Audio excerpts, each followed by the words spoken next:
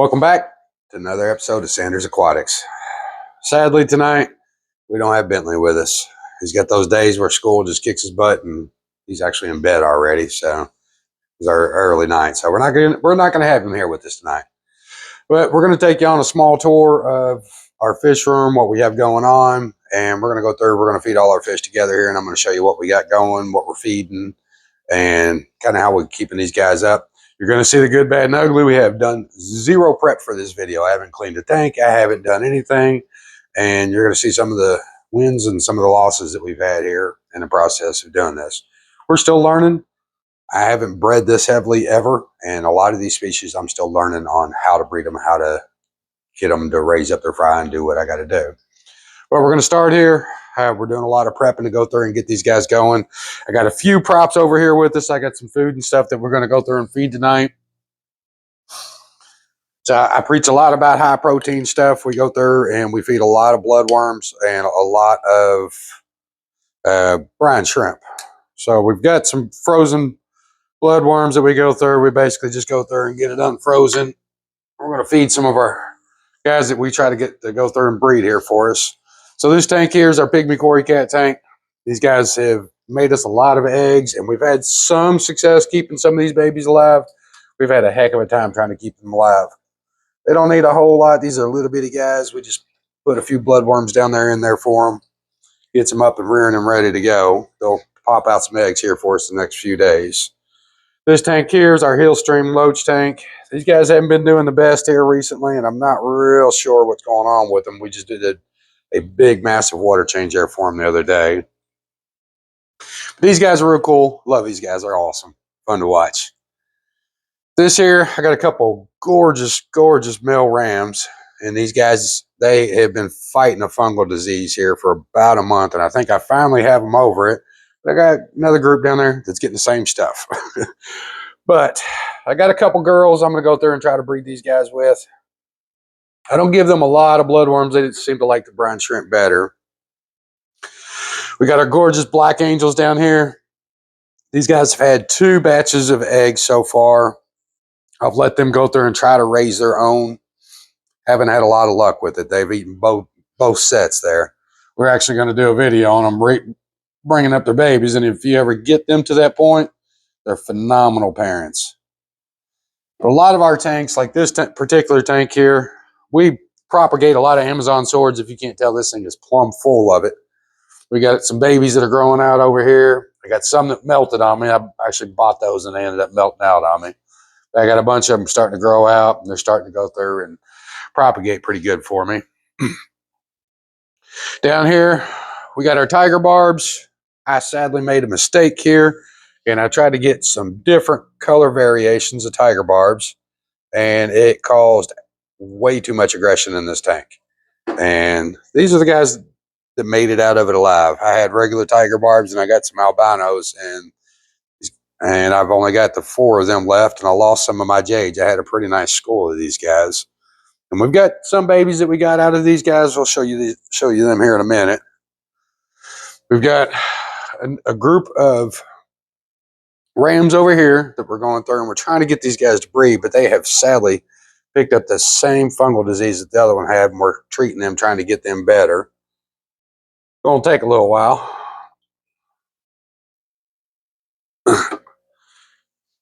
Next group of fish we got down here, we got some more of the black angels. I think I've got two that are trying to pair off in this tank. This poor little guy, he's probably going to have to come out of here. He's getting beat up pretty bad. I just caught on to that tonight when I was sitting here looking at them. We give these guys a lot of bloodworms. We're trying to get them to go through and breed for us.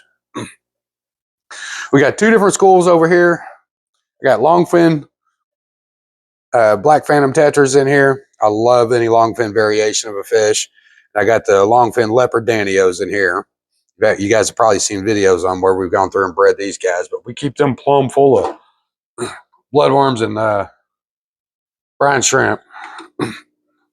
These guys go absolutely insane for this stuff. So we fed about all the bloodworms we have. We got some brine shrimp here that we're going to feed. Same kind of deal there. We got a tank over here, and I am very much against these fish, and Actually shot a video on how much against these fish I am, but it raised a curiosity of mine. So I went and bought some of these fish that glow in the dark there, and we're going to try to breed them. They say that if you breed these guys, they will recreate the same color and the same fish. I got to know. If you ever bred them, let me know. So we're starting to pump these guys. I just got them here about 2 or 3 days ago. And we've been pumping them full of some high protein stuff. And we're going to go through and breed these guys here. It's going to be one of our next projects that I'm actually really interested to see.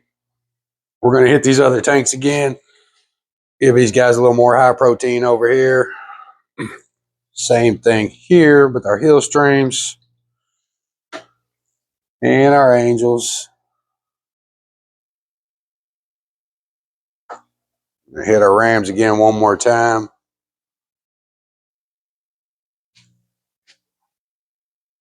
Same with the tiger barbs. Same with the rams here again.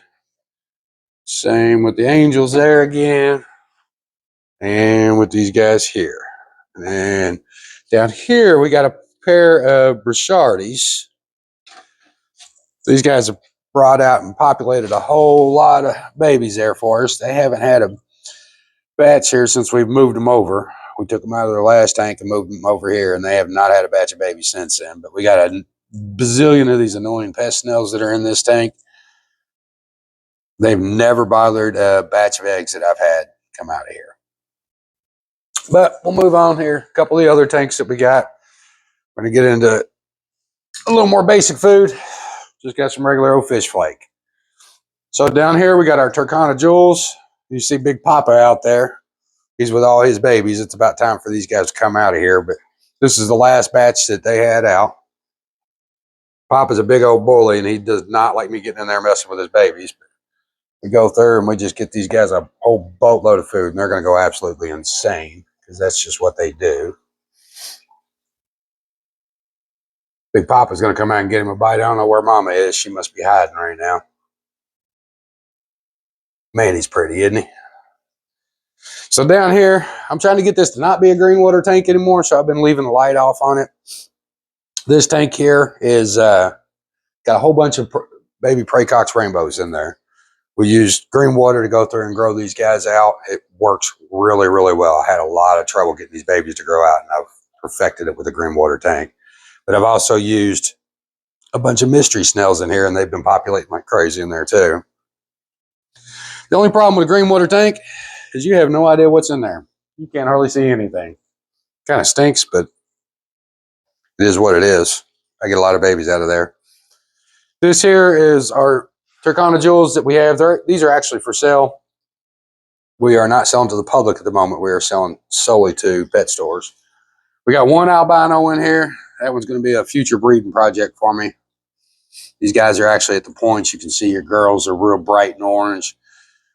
Your boys are a little darker color there, but absolutely stunning, stunning fish. We keep hornwort in there, helps to keep the aggression down. We got a bunch of plant mulm and algae and stuff. These guys actually love it, but I just hand them a whole handful of flake and they go absolutely insane. Like a big old feeding frenzy. It's cool to watch.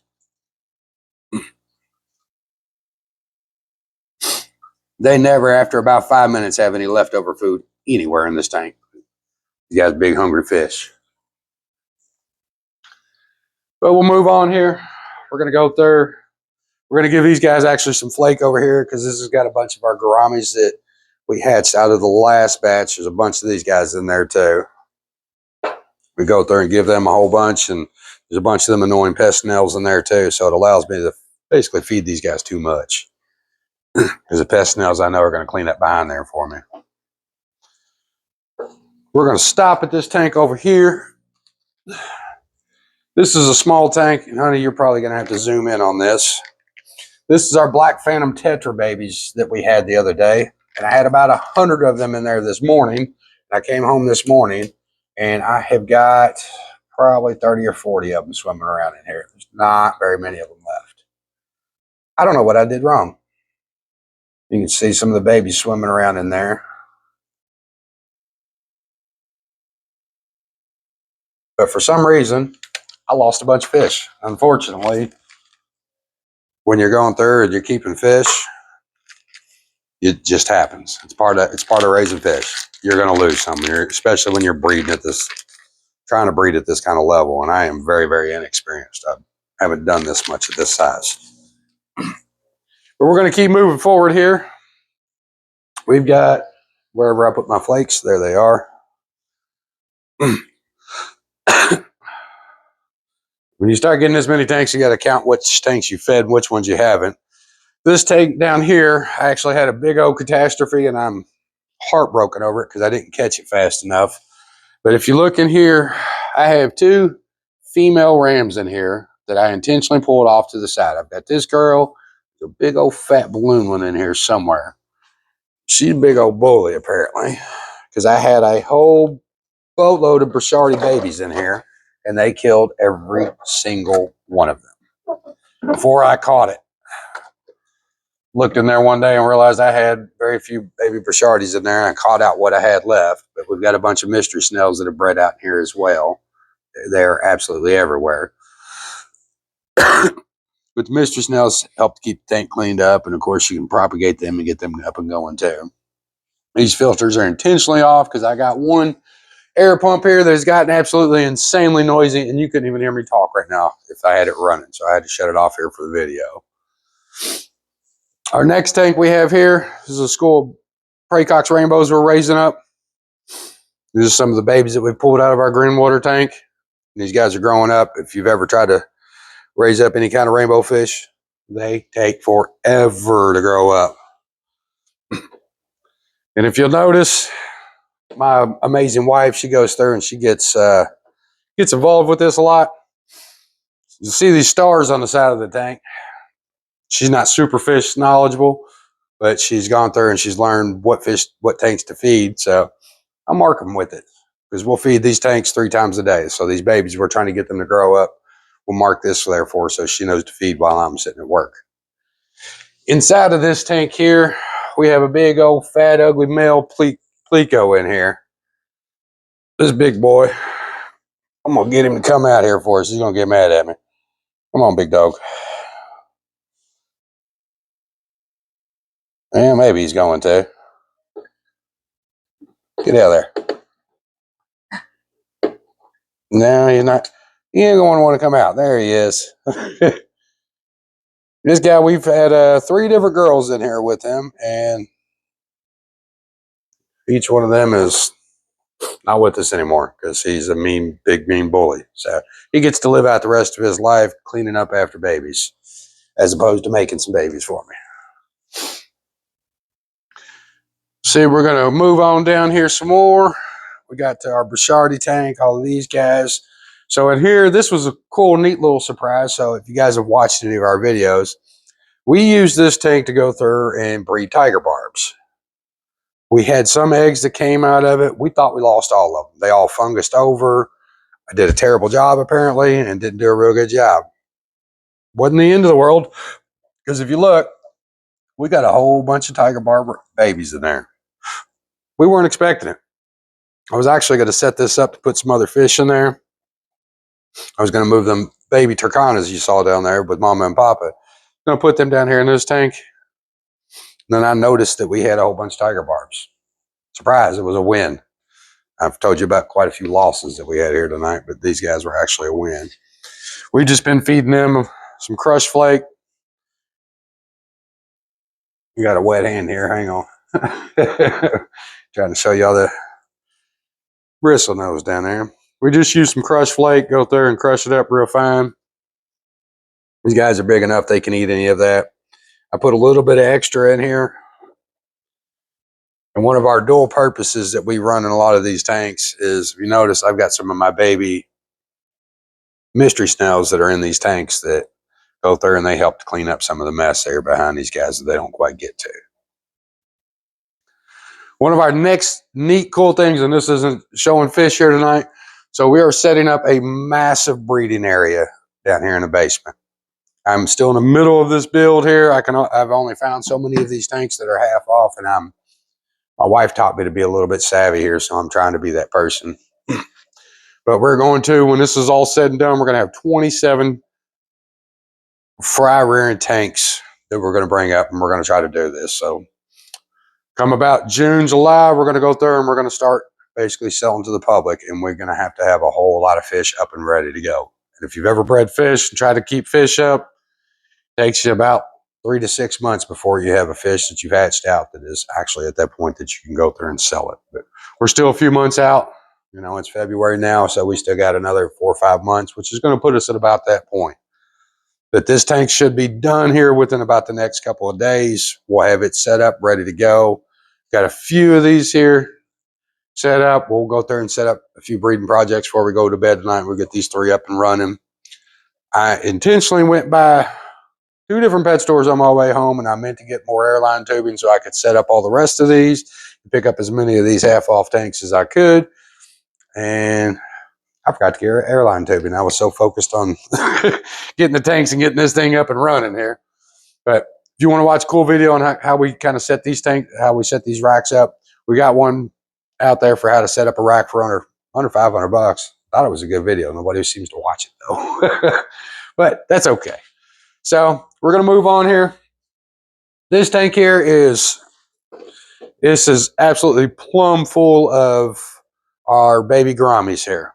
We hatched out another whole batch of baby Gouramis. We got a whole boatload of them in there.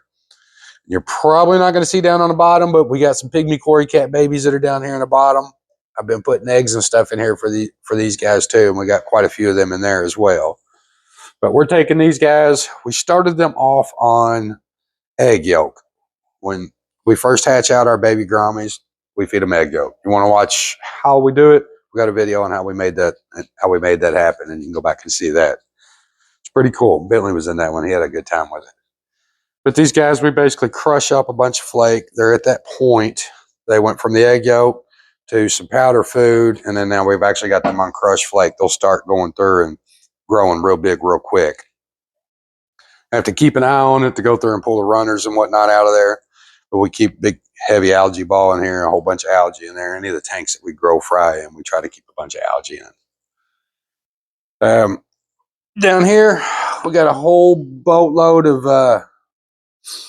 more baby Turkana jewels in here. We stole the video, actually, or we stole the light to make a video for you guys. And I haven't put it back yet. Like I said, this is unfiltered what happens in the fish room when you're not going through. But there's probably 100 or so babies of these Turkanas in there. They're starting to color up. I don't know if you guys can see this in the video or not, but they're starting to get a little bit of the orange to them. They're lost their horizontal stripes across the side of them, and they start coloring up real good.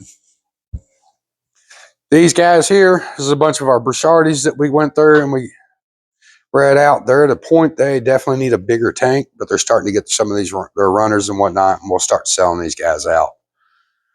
One of my future projects that I have in here, I got a couple of honeycomb cats. We'll feed these guys, and honeycomb cats can smell food, I think.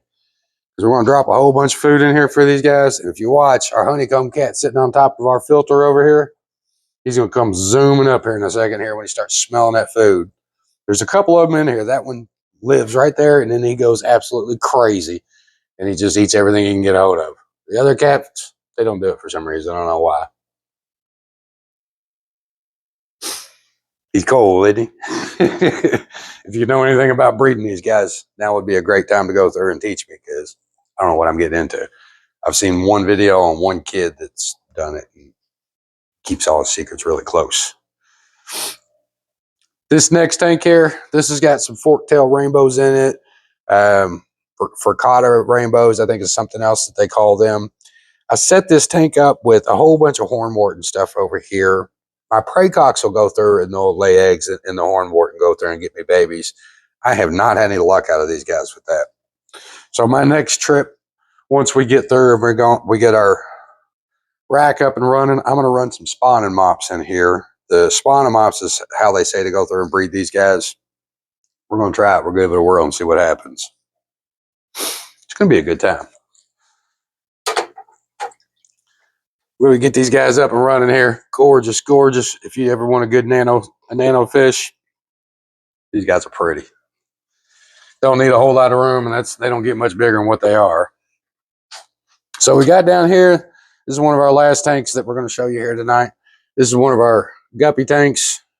We bred these Tequila Sunrise guppies. And unfortunately, part of raising fish, I lost my males.